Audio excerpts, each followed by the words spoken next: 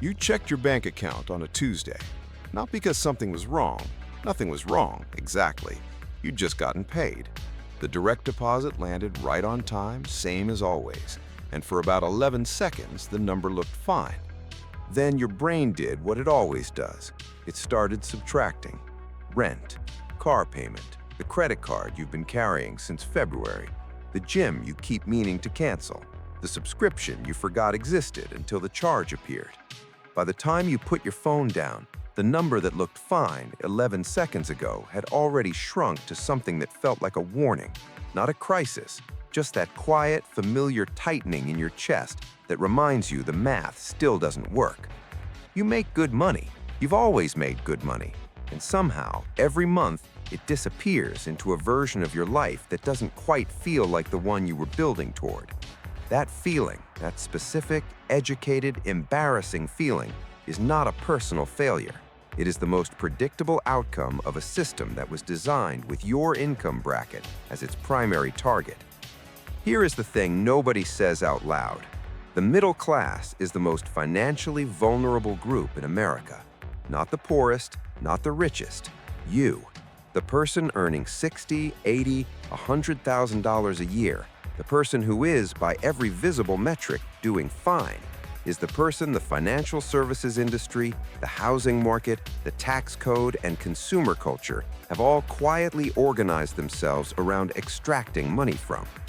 The people at the bottom have legal protections, social programs, and the social permission to say they're struggling. The people at the top have accountants, lawyers, and assets that compound while they sleep. You have a salary. And a salary, it turns out, is the least efficient way to build wealth that has ever been invented.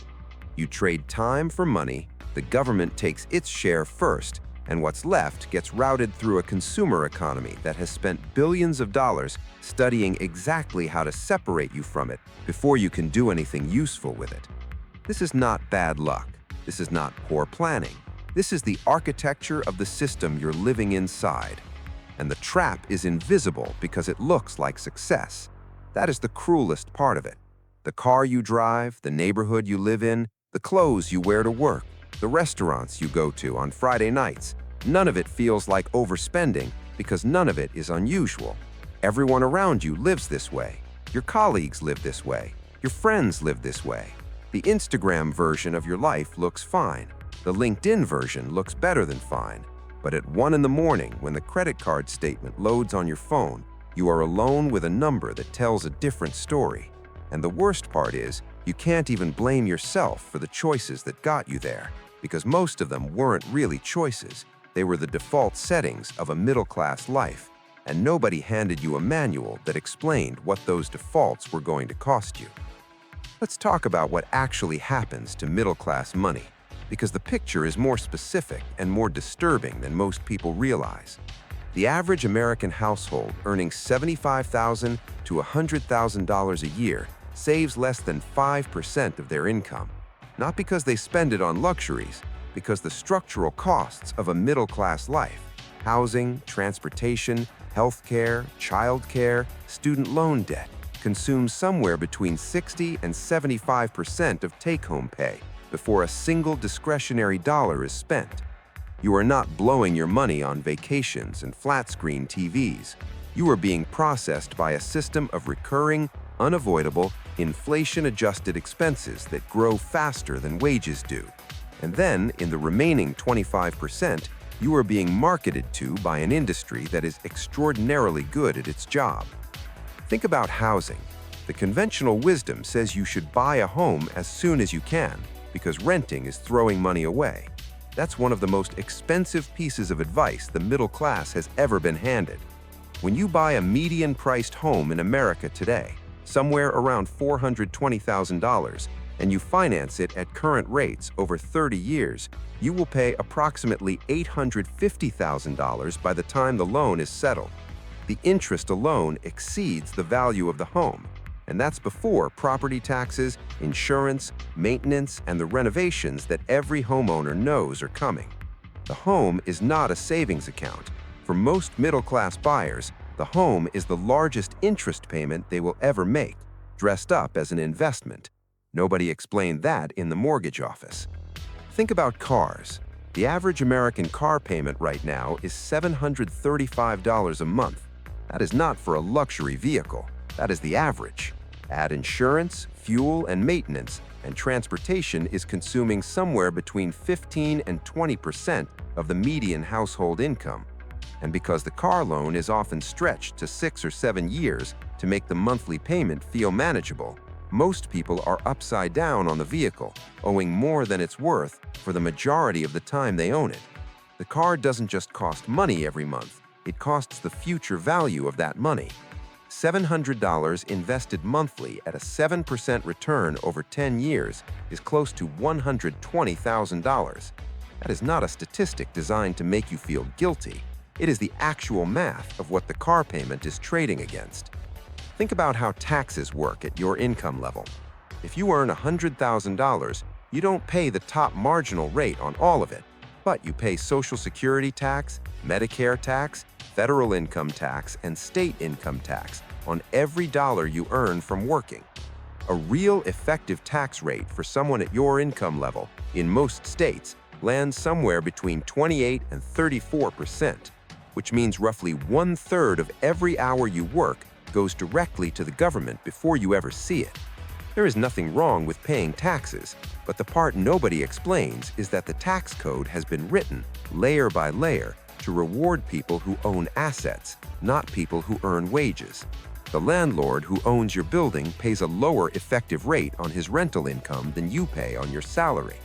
The investor who sold stock this year pays 15% on long-term capital gains, while you pay 22 or 24% on your paycheck. The system is not illegal. It is working exactly as designed. It just wasn't designed with you as the beneficiary. Think about the debt architecture of a middle-class life. Student loans averaging $37,000 at graduation, often much higher for graduate degrees. Credit card balances carrying average interest rates above 20%. Buy now, pay later products embedded into every checkout flow, specifically engineered to feel consequence-free. Medical debt that appears from nowhere, unrelated to any decision you made. Lifestyle debt that accumulates in small, unmemorable increments. The weekend trip, the appliance that broke, the month when everything landed at once. None of these individually is a disaster. Together, they function as a permanent tax on your income, pulling a percentage of every paycheck backward into the past instead of forward into the future. The middle-class debt load doesn't feel like a crisis because it isn't one. It is chronic. And chronic is harder to fix than acute because there is no emergency to respond to. There is only the slow erosion of what future you was supposed to have. And then there is the social cost that nobody quantifies. The money you spend maintaining the appearance of a middle-class life. The clothes for the job that pays for the clothes. The car that signals you're doing well in the neighborhood where everyone is doing the same math you are.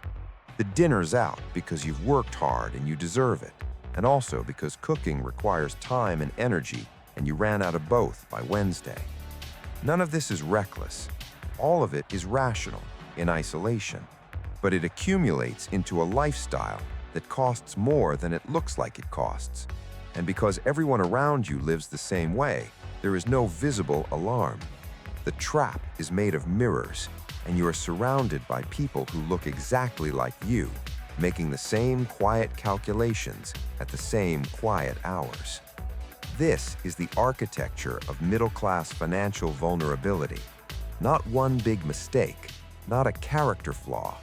100 small, reasonable, socially reinforced decisions made inside a system that profits from each of them. The bank profits from the mortgage interest. The dealership profits from the financing. The credit card company profits from the balance you're carrying because one month went sideways and you never quite caught back up. The subscription economy profits from your inertia. The consumer economy profits from your exhaustion. And the investment industry profits from the fact that by the time you've covered all of the above, there isn't much left to invest. And what is left often sits in a savings account, earning 1%, while inflation runs at 3%. You are not losing because you're bad with money. You are losing because you're playing an away game and no one told you that was the situation.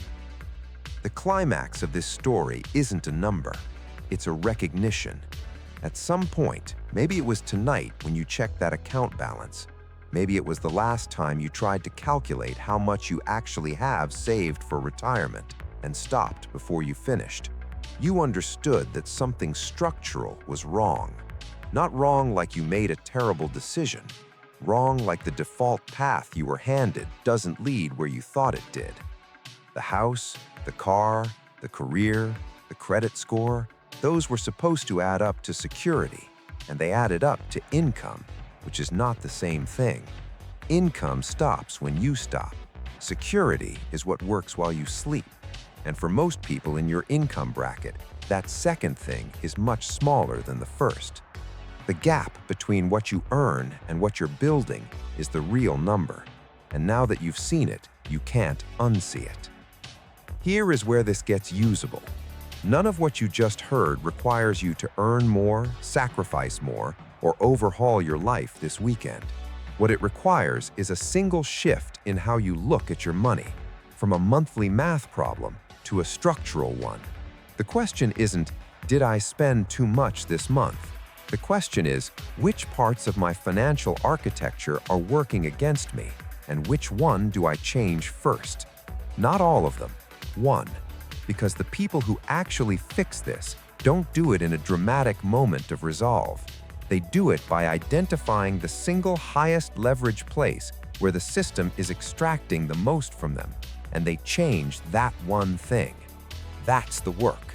And the first step, the one you can do tonight, is just to look at the actual math, not your income, not your savings rate, the number that tells you what your money is building toward if you change nothing. That number, once you know it, makes every decision after it easier. Start there.